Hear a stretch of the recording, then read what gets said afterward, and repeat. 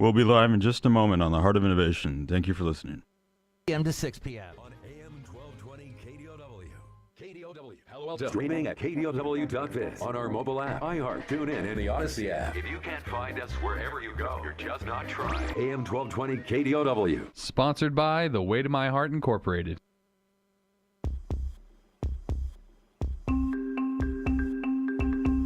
Welcome to the Heart of Innovation, 60 minutes that could save life and limb with new breakthrough ideas and innovation changing the healthcare landscape. Brought to you by Patient Advocacy Group, the Global PAD Association at padhelp.org, in partnership with Reflow Medical, the pulse of medical ingenuity. Here are your hosts for the Heart of Innovation, Emmy Award-winning journalist and founder of the Global PAD Association, Kym McNicholas, and interventional cardiologist and founder of Save My Piggies Health and Wellness, Dr. John Phillips. Hi, everyone, and welcome to the Heart of Innovation, where we this month are spotlighting healthcare professionals making extraordinary differences in the lives of those with peripheral artery disease, which is poor circulation in mainly the legs, which impacts 1 in 5 people over the age of 60. Today is really special as we are presenting America's PAD Podiatrist of the Year Award to Dr. Sara Rose-Sauld of Massachusetts General Hospital in Boston. This recognition comes directly from the patients themselves who've experienced firsthand her life-changing approach to care. Dr. Rose stands out for her exceptional talent in healing complex wounds and preventing amputations that others might have deemed impossible. Patients consistently highlight her compassionate care that addresses both physical and emotional aspects of PAD. Beyond her skill set, Dr. Rose's accessibility during urgent situations through patient education and tireless advocacy when coordinating with specialists have transformed countless lives and saved so many limbs. So I'm excited to introduce her to you in just a moment to show you more of why she has earned this prestigious honor. But first, Dr. John, guess what? We have a surprise co-host today. Can you guess who? Well, I would have to imagine, well, I kind of know already, but I also know you, Kimberly, and I know that you have the proclivity of kind of coupling people. And so I suspect we're going to have one of our favorite podiatrists on who it sounds like is vacationing or trying to vacation. So we're taking a little bit of chunk out of his time. So we most certainly appreciate him being here. Yeah, world-renowned podiatrist and our 2024 Patient Champion of the Year. It's Dr. David Alper who's here, I'm so happy is on my board of directors as well. Oh, yes. Good afternoon, everybody. And believe me, it is an honor to be here with my colleague, Dr. Rose. I will thank my lovely wife and family for slicing a little bit of time out, but couldn't miss this. Wanted to make sure that I could give her a public handshake and congratulations. You were saying right before we got on here that Dr. Rose is literally the creme de la creme of limb salvage. Would you mind, before we introduce her so we can make her really blush before we bring her on camera here, share some words? Well, I will tell you that Sara represents the best of my profession. Podiatrists throughout the country do whatever they can to try to help their patients, but Sara takes it 3 or 4 steps farther. She takes it personally when a limb is at risk, and she makes sure that she gets to know the patient. And this is why I think they reached out to honor her, because at the end of the day, they feel that they truly have not just a doctor, but an advocate. One thing that you didn't mention that I've been privileged is to listen to Sara speak, because when she's not in the operating room, she lectures throughout the country on exactly what she's doing and exactly the approach that she has. And the other thing, too, is that the relationship she has with Dr. Dua at Mass General is so unique. Fortunately, it's becoming less unique as everyone is realizing that it does take a village to save limbs. But Sara was right out in front with working with other physicians, other specialties, to really make sure that the patient got everything they needed, right down to the physical therapist to help teaching them walk again. It's really a very special person that we have here. And I will say that as a podiatrist, I am tremendously proud to call her colleague and friend. It's Thank so you. fantastic. I think we should bring Dr. Rose on. And congratulations, literally, thank you from the bottom of my heart and on behalf of all of our patients for all you do to save life and limb, Sara. Thank you. And thank you so much for having me and for this honor. It's much appreciated. Sometimes we're in the office kind of doing the little things and don't realize when people really stop and notice. So thank you guys so much. And we want to dive into your career, but we kick off every show as if you're not the ultimate inspiration, but we do have Dr. John's moment of inspiration to get us started and get us underway. Dr. John Phillips' spectacular vascular moment of inspiration. So before I get into that, Kimberly, each time we have the show, and it's always the promo starts and the Emmy Award winning, it always just brings a smile to my face because I love the fact that you're so polished and buttoned up. You do a wonderful introduction. I kind of come on and, I guess I'm color commentary to some degree and maybe a little bit of humor. But at any rate, so today I was, we kind of been talking about obviously Sara's a patient advocate. We're all kind of patient advocates, but at the end of the day, the patient kind of has to have some culpability and responsibility. So I was looking for a quote about that a little bit. And, we all know Hippocrates, kind of the father of medicine. And he's quoted as saying something along these lines.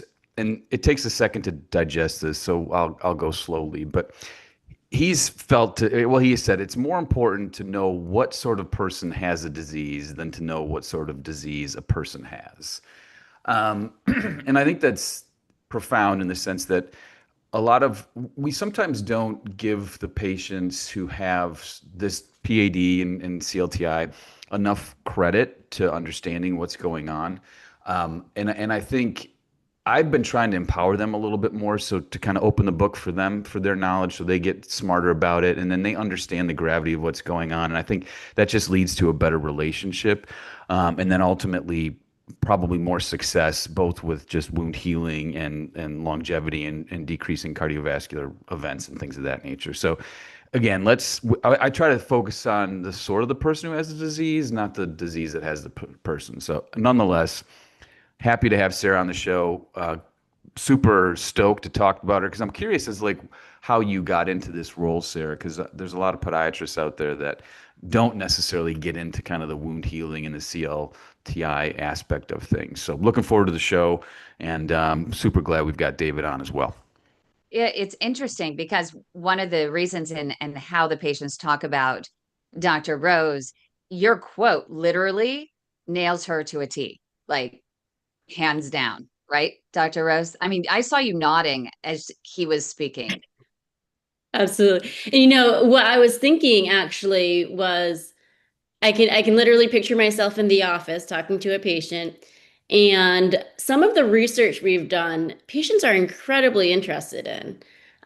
So particularly the work I've done with the NITE DUA and a lot of the other vascular group on deep venous arterialization. And you tell patients about, oh, this is the studies, this is what's coming out. And they actually are really interested. And I think that makes them want to participate in their care more. So kind of really empowering them through education. And even when they're involved in a clinical trial, they think it's the coolest thing. They want to learn more about it. Even we see a lot of different people. We see homeless people. We see very well educated Harvard staff. We see we've had celebrities that we've treated, and all of them, it doesn't matter. They all have some interest when you're like, hey, look at this is the latest data we've come up with. This is what we know, and that really empowers them to want to participate in their care even more. And coming up right here on The Heart of Innovation, we're going to have more with Dr. Rose. Yes, we're going to explore her entire career, find out what drove her to limb salvage with all the aspects of podiatry care she could have focused upon, why saving limbs from amputation. We'll hear more from Dr. Rose coming up next right here on The Heart of Innovation. Don't go away. Leg health can indicate. Good takeaway. Dr. Rose, One thing, can you close that window shade over there? Yeah. Do you know what? I know, I was just noticing that. Hang on one second. And Dr. John, do you want to take us back with Sure. Dr. David over there? And you guys, I kind of want to if you don't mind, I talked to Josh yesterday and he suggested letting you guys get into a three-way conversation. You can open, I'll just take us kind of to break, but if you guys can get into a deep dive, would be really fun together. Sure. We'll see where this Letting takes the us. doctors do it. Now, David, you're only with us the next segment. Is that right? I can do until about 2:30, so we might That's have it. time for two. Yep, one more. One more, this next one. How long is the next one? I think Let's Christy, try to is it about see 8 here. minutes? Hopefully, maybe. Let's 8 see minutes, how it 30 goes. seconds. 8 That's minutes, long. 30 seconds. Yeah. Okay. That's great. In all honesty, John, I'm trying to be respectful to the family too.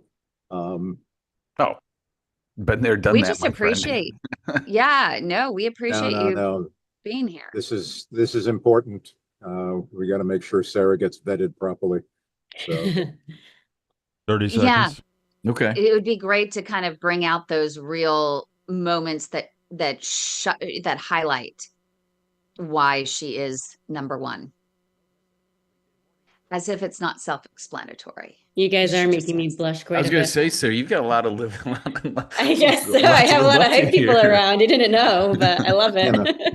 I'm not she also stopping them. she also makes her own clothes and bakes her own bread and Definitely, writes yeah. award-winning Yeah, I don't novels. cook. Yeah, so- Really? Wow, that's awesome. AM 1220 KDOW. Welcome back to the Heart of Innovation. For more on today's topic, go to theheartofinnovation.org. That's theheartofinnovation.org. Once again, here's Emmy Award-winning journalist Kym McNicholas and interventional cardiologist Dr. John Phillips. Welcome back, everybody, and thanks for hanging out with us today. We are privileged to have two famous podiatrists joining us, Drs. Rose and Alper. So, guys, let's talk.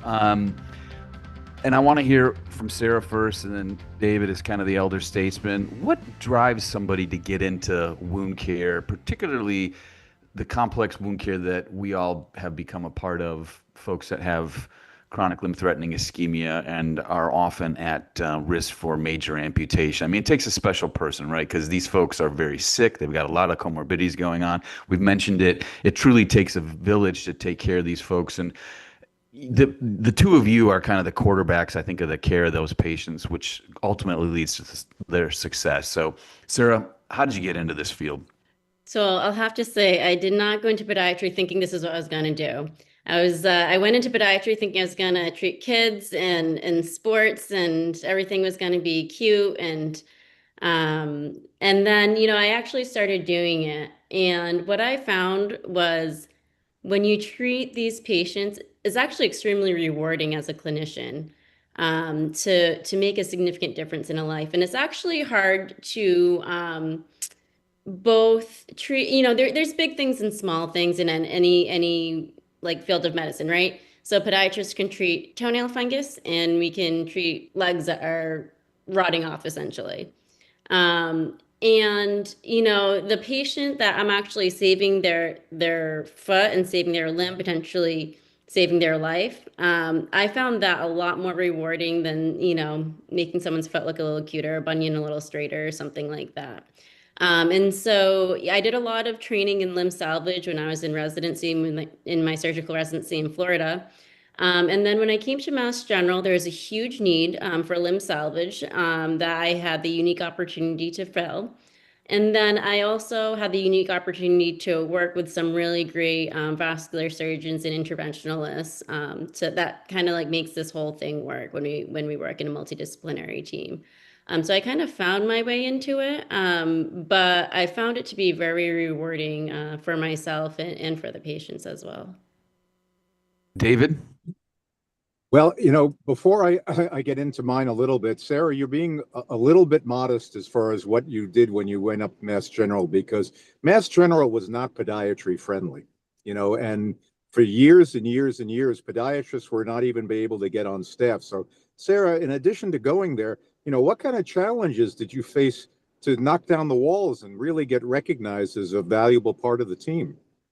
So, what I did was just make a whole bunch of friends, to be honest, because, you say they weren't podiatry friendly, and in a way, yes, but there was a huge need, a huge amount of people in the hospital that may have not been in my department or in other departments that saw the need for it. And so I just became friends with those people. Actually, how I really got into it was when a night to do started around the same time as I started, and happened to be on call. She paged me and said, "Hey, can I help you out with? Can you see this patient? Do you think they need a blow knee amputation or whatnot?" And I said, "No, they just need this procedure. They just need a right amputation." And she's like, "Oh, can you do it? I'm about to bring him to the operating room." And I was like, "Yeah, I'll go scrub with you." And actually, that's a lot of how our relationship got started. I just scrubbed into a surgery with her and helped prevent an amputation. And she's like, "This is awesome. I'll send you all my patients." And then from that became awareness from the other vascular surgeons, "Hey, if we're thinking about an amputation or not sure what to do, we'll just give Sara a call." They've actually been extremely friendly to me, mostly because there was such a need there. And so sometimes it's finding your people within. And for me personally, as an interventionalist, there's such a symbiotic relationship. Because we keep saying this, but it truly does take a village to take care of these people. And no one person can do it themselves. And it is very helpful when there's a podiatrist. There's one that I work with, Ralph Napolitano, quite a bit, and we just saw a patient together.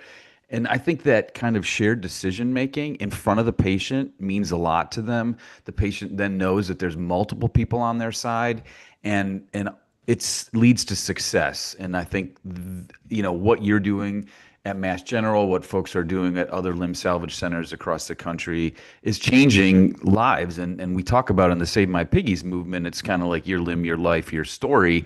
And to keep the limb on somebody saves their life. And that's huge. And obviously that's why, Sara, we have you on the show, because you're definitely making a difference.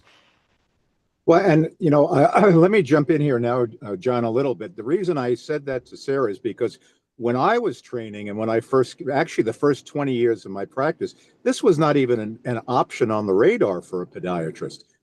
We just didn't do these things. And what we were is the gatekeepers. So we would see the disease, we would see the need, and we would have a panel that we would refer to. And I was a general podiatrist. I did, as Sara was indicating, a little bit of everything. So I treated kids, I did surgery, I senior citizens with toenails, the whole 9 yards. And wait, David, real quick, what does a kid need a podiatrist for? Oh, well, you start with the basics of warts, ingrown toenails, Gotcha. Okay. sprains and strains, but there's also gait issues. Kids that either pronate or supinate, you need to put little plates in their shoes.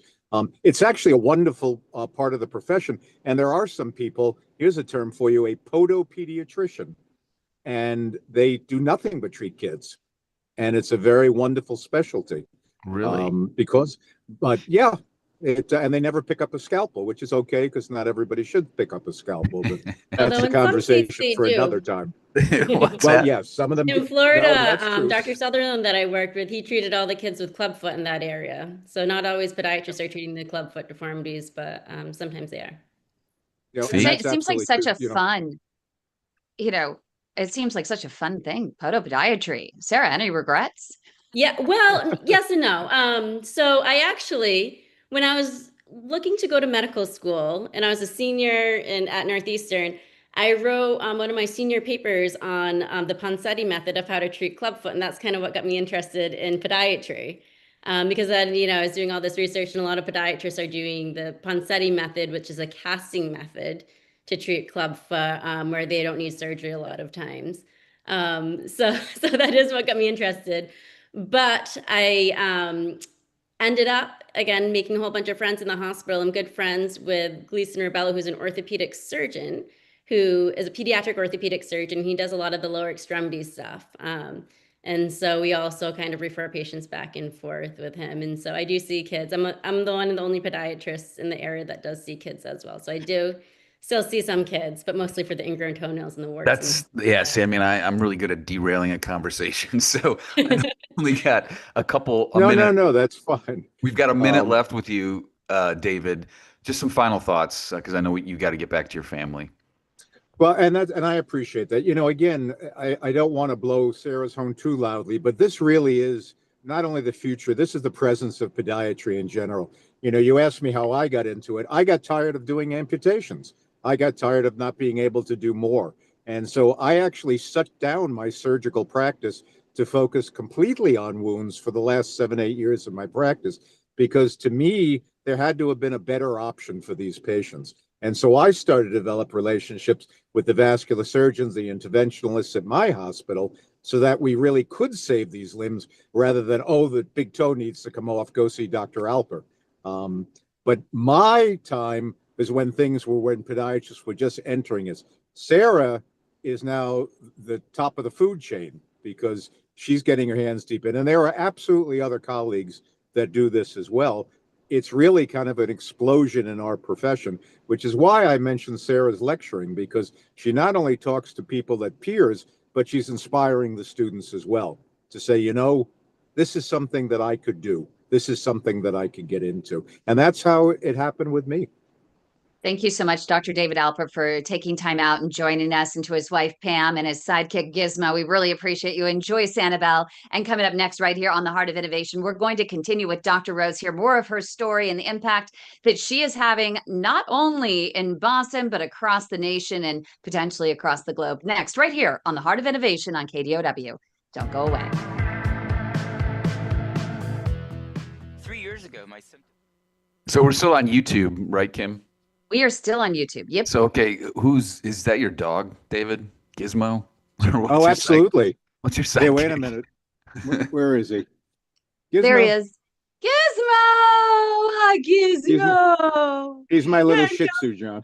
All right, sweet. And, he's kind of top of the food chain in the house, as you can well imagine. Of course. But, he comes with us pretty much everywhere. He's not too happy with 94 degrees that we have right now, but he's doing fine. Listen, you guys have been wonderful. Sara, congratulations again. It's always a pleasure to be with you, and especially with something like this. I know we're going to be running into each other many times, but please enjoy it. Enjoy these folks. John, I'm going to be in Ohio in December, and I'm going to figure out a way to come down to Columbus, and you're going to buy me a beer. I'm going to buy you a beer. I'm going to buy you a beer. Let's do it. Yeah, all right. Have fun. And Kym as well. Always good to see you. You guys take care. Cheers. Thank you so much, you guys. Okay, so coming back, Dr. Rose, you're on your own. It'd be great to get into some really cool stories. Yeah. Maybe cases that you learn the most from, that others could learn from.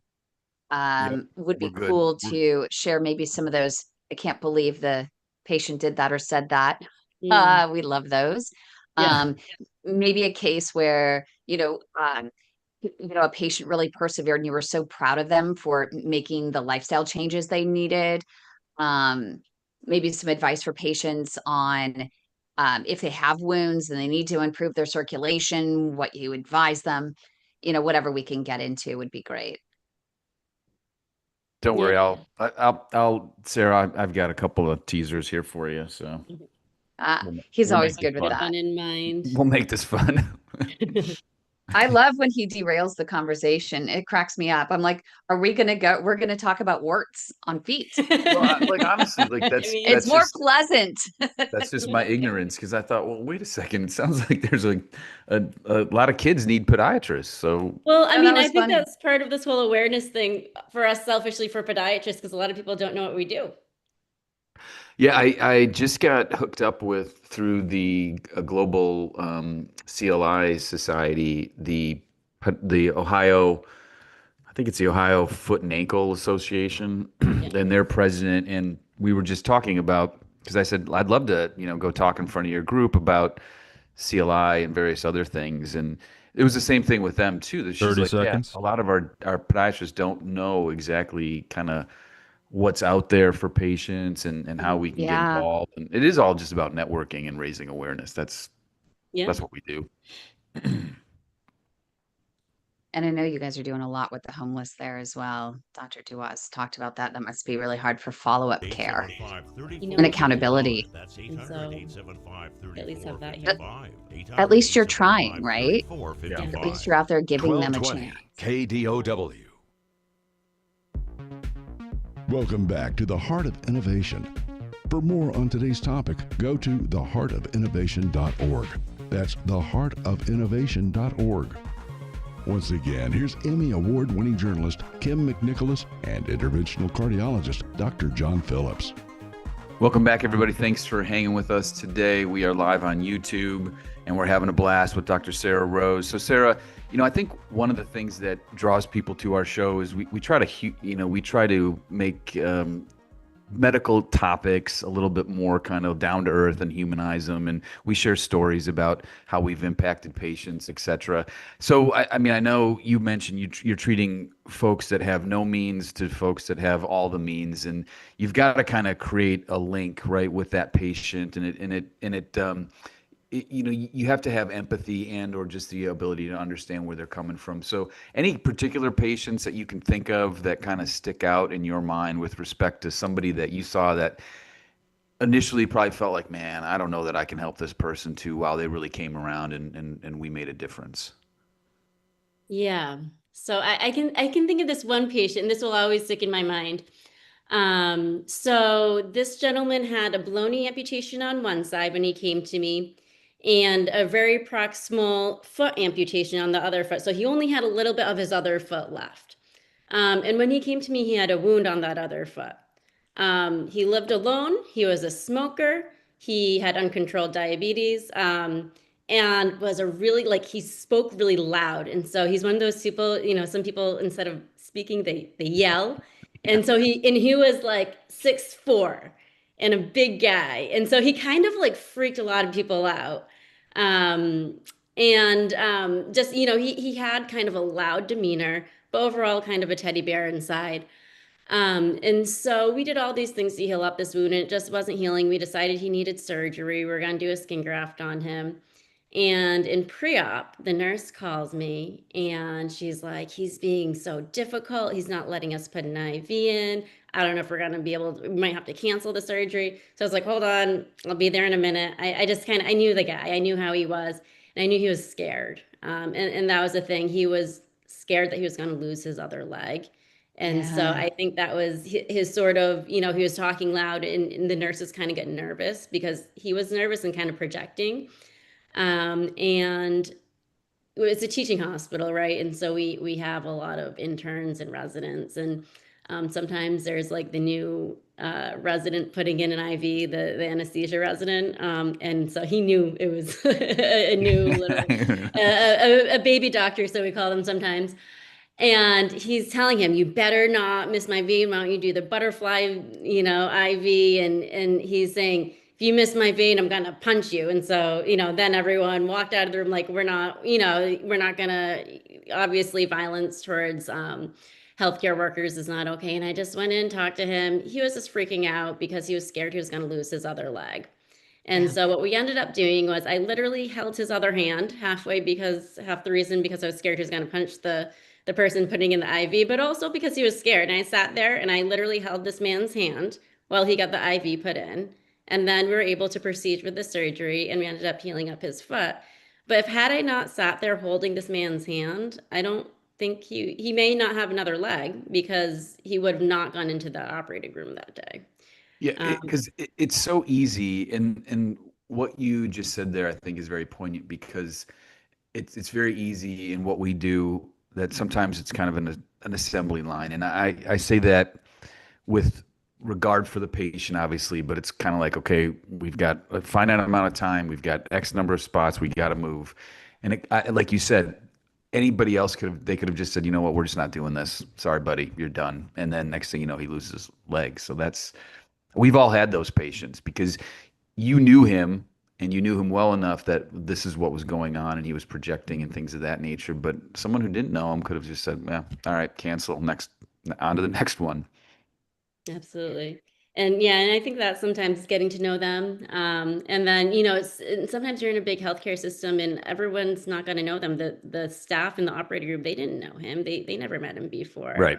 Right. And so, yeah, And that's absolutely. where, I mean, again, so much compassion and care. And I think that story just illustrates why you are the 2025 Podiatrist of the Year. I mean, compassion is so key. And I love that you bring up the good point that these patients are really scared. Mhm. And to come from a place of understanding and to say they're projecting because of this, they're acting this way because they're scared, and being able to address that fear, you can resolve so much within them and help expedite, a lot of these procedures. It's just that one action of understanding. And I think that's huge. Absolutely. And education too. So coming to these people, you know, a lot of times these patients, they're labeled non-compliant, and a lot of times they are. Yeah. But sometimes there's a reason behind that, you know, they're not elevating their leg. Maybe they don't have a place to elevate their leg at home. And so a lot of times, you know, saying, well, why can't you do that actually makes a difference, instead of being like, okay, you're a jerk, you're not doing what I say, and walk out of the room, which unfortunately happens. Well, coming up next, right here on the Heart of Innovation, we're going to have more stories with Dr. Rose from Mass General in Boston, Massachusetts. So stay with us right here on KDOW, the Heart of Innovation. Don't go away.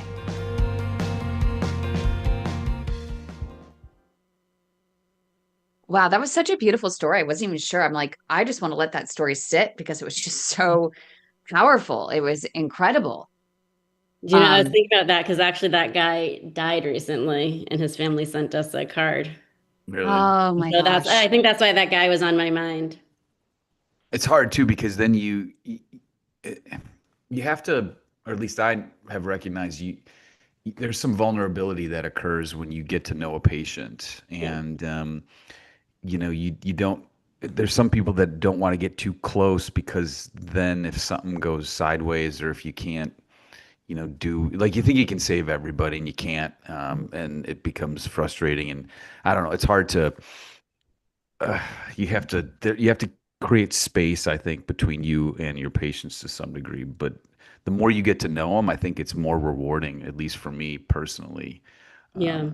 because you can really much. I mean, and part of the show is we speak to the vulnerabilities of patients and physicians as well. But like, it's easy to just kind of treat it like an assembly line and next, like you're building a Honda, and that's obviously not the case. So and I think the folks that listen here understand that. Yeah, I think it's a fine line to walk. And it ultimately, if your job is more rewarding, you're going to want to keep on doing it. And so, you know, you build those relationships. And I think some of these people, like getting to know them, and you know, that's what makes me want to keep on coming back to work every day. 100%. Yeah. I love that quote from the beginning just keeps reliving itself throughout this Which whole quote? conversation. It From was so perfect. Oh yeah, I mean it is. So this one's 4 minutes. Oh, 6 minutes. But it, Oh, are we on four already? we Oh, are in four already. I know. Can you believe it? Um, yeah, it's okay. absolutely crazy how Sarah, are you quickly are this you goes. comfortable talking about one, like the one that got away, maybe a patient that you guys did everything you couldn't do and you just had to. Those are frustrating for me at least, and I had one of Yeah. those I have a good one weeks for that ago. one. Okay, Yeah. that's Yeah. cool. Because Mi- patients like to know that, I Yep, mean, it's no fun that there are cases that keep you up at night, but they like to know that doctors really do care and that they do think about these things. Um, which I think is so important that it does bother them. Like when my mom transitioned and the doctor missed what was going on, it was like you think, litigiously, you think, oh my God, and this and that and whatever, and you have, poor things to say. But when they take a moment and they call you and they're like, I am so sorry, I missed this, um, whatever it might be, it means so much to know that the doctor really cares. Yeah. Yeah, I don't know that empathy is the right term because I think it's just compassion. You have to have compassion and at least be able to walk a mile or attempt to, no pun intended, walk a mile in these people's shoes because we do label a lot of people non-compliant and it's easy to label somebody non-compliant and then you dismiss them. But when you ask why or how or things of that nature, I think you can get to the bottom of it. Just like my boy Steve, who's never going to quit smoking. I mean, at least he's on it. Like, I know now. Okay. I'm not going to ask you anymore, dude. Or maybe I Well, will. we have a weekly smoking cessation program. I know you do. It's kind of like asking my son to clean his room and put his clothes away. I'm going to keep doing it, but I know he's not going to. No, you just give him our phone number and he can join every single Monday and My he son can or keep Steve? smoking. What? My son Jack doesn't put his clothes away. Can you help him? You gotta have an incentive. Have little gifts for him where the clothes go. How about food and like roof? His favorite milk. Tell him you're not going to get his favorite milk anymore. Yeah, they love that what is it called? Fair Oaks Fair Life. chocolate, or is it Fair Life? Oh Yeah. yeah, that stuff's pretty tasty, 30 honestly. seconds. The National Weather Service Okay, says here over we go. an inch of rain was reported. The powerful monsoon storm also Where's produced the golf ball monsoon? size hail in some areas and caused a ground stop at Sky Harbor Airport. Where's that? Forecasters are tracking a tropical depression that is Wow. expected to become a hurricane as it approaches the southeast U.S. coast early next week. This Dr. David Alper better is be careful SRN over there. AM 1220 Yeah, he's down. KDOW. Yeah, that's right. Welcome back to the Heart of Innovation. For more on today's topic, go to theheartofinnovation.org. That's theheartofinnovation.org. Once again, here's Emmy Award-winning journalist Kym McNicholas and interventional cardiologist Dr. John Phillips. We are continuing our conversation with Dr. Sara Rose. So, Sara, we were kind of talking during the break about the quote one that got away, and I recently had a patient who, similar to the gentleman you had before, he had already lost his his left leg below the knee, and I had done several procedures to try to save the left leg, and it wasn't there. So we had to come to Jesus talk about, he needed an amputation. He was withering away and he was, in a lot of pain. And I saw him after the amputation and he was very grateful. I was a little bit of a kind of tail between my legs because I felt like, man, what could I have done something differently or whatnot? And it was just frustrating to me. But I do know that he and his wife appreciated, for whatever it's worth, that I was there for a very small part. Any case like that kind of sticks in your craw a little bit, or similar situation? Yeah, I mean, I've had a few of it never feels good when you lose a leg of kind of that bad feeling. Or when I'm doing so I do a lot of wound care. And when what you're doing just doesn't work. So I had this patient, she was from Somalia. She had 5 kids and they ranged I had been seeing her for about 5 years. And so by the end of when I was seeing her, the youngest ones were in high school, but I'd seen them kind of grow up. The kids were doing the wound care. She had a wound on her left foot. We ended up healing that up. Took 3 years to heal it, and we healed it. And then we go to a heel wound, which is sometimes the hardest wound to heal on the other foot. And we were doing all this stuff and it wasn't working. She actually ended up in the hospital septic from the foot being infected. At which time, I said, look, you need to amputate your leg. And unfortunately, her and her husband would not consent to an amputation. Really? How does that work? That's why this one keeps me up at night, because we had so many talks and we involved spiritual care because, there may have been some religious or cultural barriers. We had interpreters, we had nursing staff and, from various backgrounds speak to her and her family, and they didn't consent to the amputation. And they knew it was life-threatening. They knew it was life-threatening. And then by the time they did consent, it was too late. And so, unfortunately, she passed away.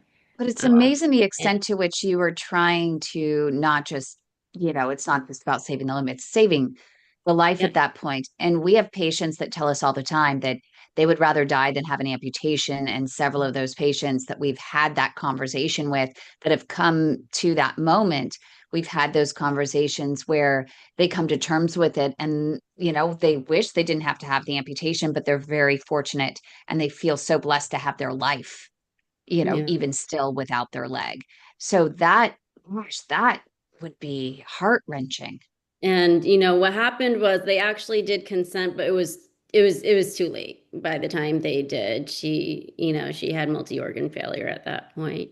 And so it didn't happen overnight. She was in the hospital for 2.5 weeks. And so that was me talking to her, the family, the sons, because I knew their family very well. I knew the kids very well.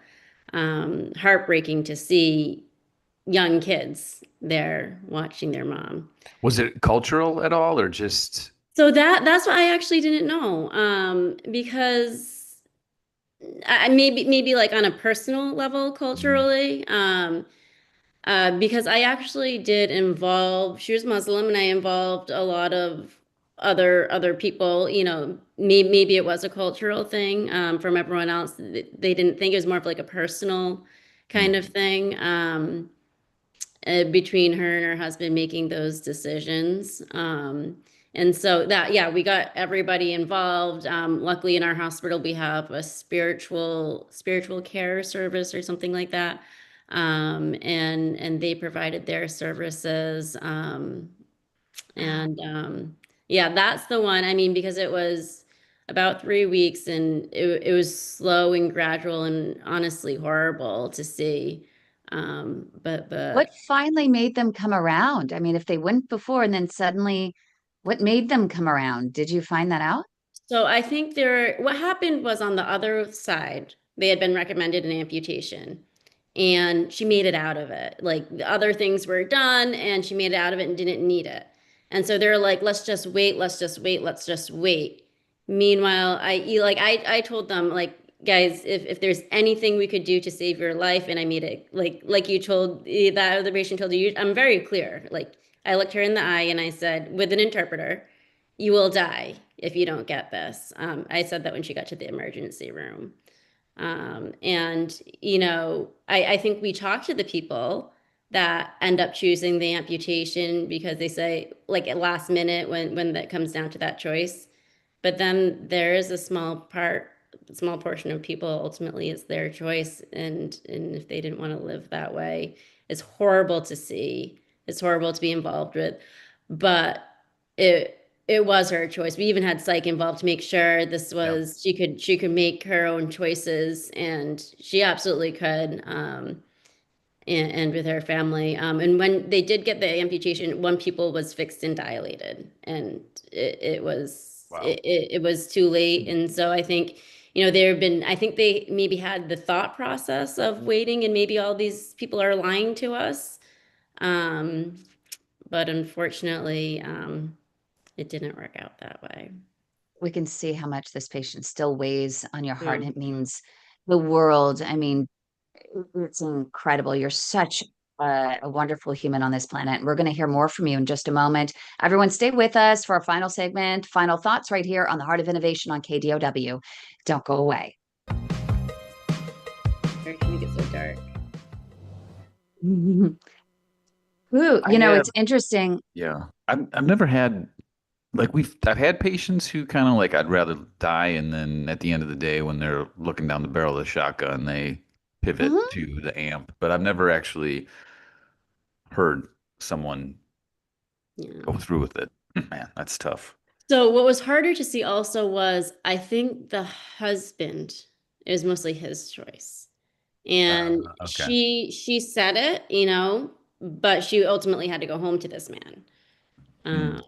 And so that's why I try to do everything, try to talk to everyone. And, at the end of the day, it ended up happening that way. We've got to end the show on a high note, though. Yeah. So how about we get to the funniest, if you get, the ones the patient funny because John, you have great story. You could even share what Dr. Alper had said or whatever, and I could share a couple. But the patients like to learn lessons from it. I think that was a hard lesson for patients who are watching to really learn, and it's really important that we always tell patients, yes, get a second opinion when it comes to amputation. 85% of these are preventable in today's world. However, remember one question I tell patients to ask their doctor to determine if amputation is truly inevitable is my life on the line? Am I at risk of being septic? I mean, that is literally right there at the forefront. And I think that's good for everybody to hear. Is my life on the line? And in this case, it really was. But patients want to, some fun stories of, I can't believe that my patient said that or did that, not to mock them, but because, we've had Dr. Armstrong that came on that said he had patients with diabetic neuropathy and they came in and the dog had eaten their toe and they didn't feel a thing.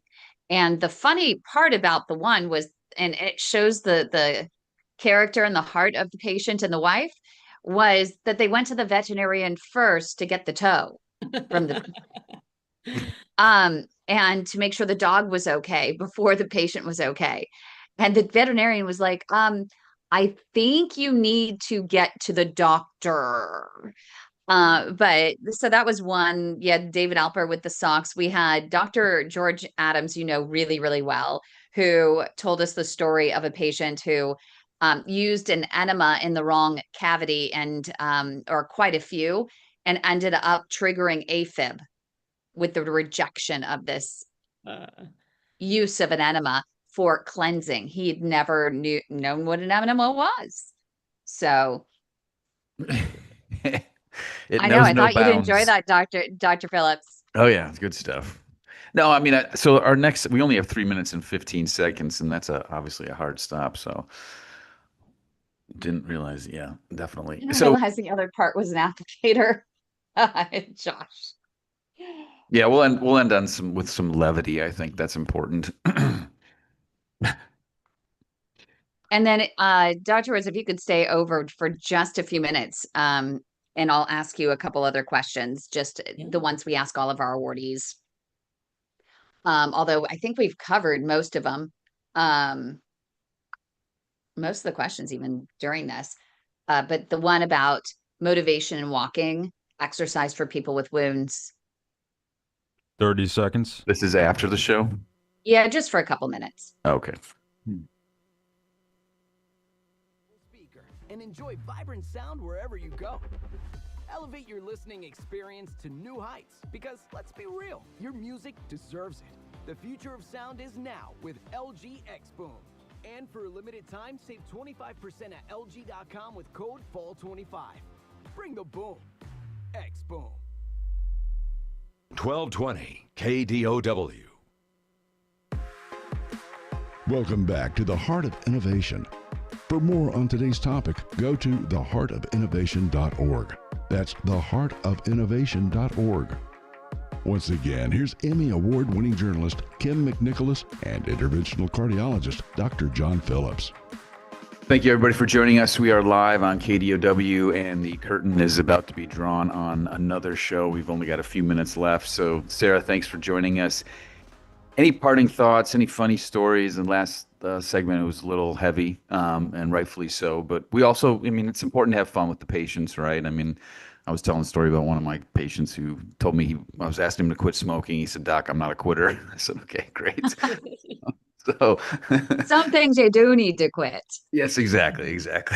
Anything? It's funny though. I'm not a quitter. Not a quitter. So I've had some patients come in with some really good jokes of them, not tiptoeing around the subject or anything like that. But recently, like and maybe this is a little bit of my dark humor here. I had a patient. And so sometimes what we do when they have necrotic toes is we don't amputate them and they come off on their own, and I don't do any surgery. And I had a patient tell me this happened, okay? And she really was wondering how you embalm a toe to use it for a necklace because she really wanted a cute Halloween necklace and she wanted to use her toe to preserve it. She said it was sitting right there on her dresser. She has it saved and she just needs to find the person that makes it into a necklace. So if anyone out there knows, I did not know at the time. But if you do see a necklace looking like that, it may be real, turns out. Just in time for Halloween. Yeah. Okay. Wow, that might be the story we release on Halloween. Holy cow. Oh my yeah, God. I mean, she really wanted to, like, she looked me dead in the eye. Like, it wasn't a joke either. And